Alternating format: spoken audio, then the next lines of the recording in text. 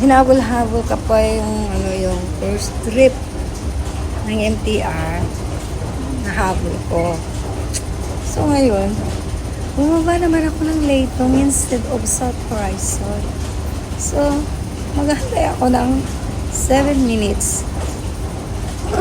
My gosh. Di sana ngayon, nandun na sana ako sa South Horizon ngayon. Nandun na sana ako nakaupo doon. Because of dot na mali ako ng binabaan.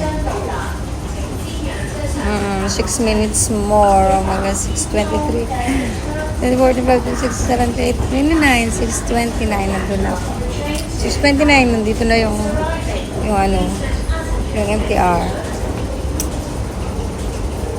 Tapos another minutes going to South Horizon. So mga around 7:35, 37, gano'n, nandun na ako. Nakainis. Habol-habol ko ba yung first trip talaga? Kakaloka. Kaya pala nanibago ako dito sa dito sa hallway niya. Naglalakad ako ba? Saan yung exitan? Puro naman mga escalator going up naman mga to. Wala akong nakikitang ayan. Going to Admiralty na yan.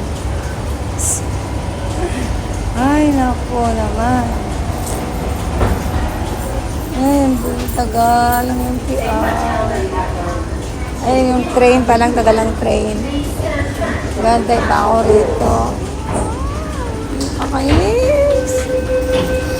Kasi dut-dut ang dut-dut. Ayan tuloy, mali yung binabaan.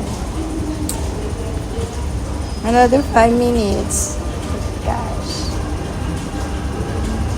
Yung malis na yung train. Wala na. So, antayin ko ulit. Antayin ko yung train. May upuan pala doon. Upo nga ako doon. Nakatakot daw.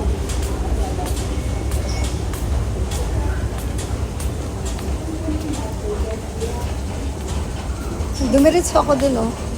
Dumiretso ako dun kanina. Sabi ko, kahit walang escalator. Tapos, papunta naman ako dun. Wala ba rin escalator? So, tinignan ko, my gosh, nandito pala ako sa Laytong. So, upo muna ako rito.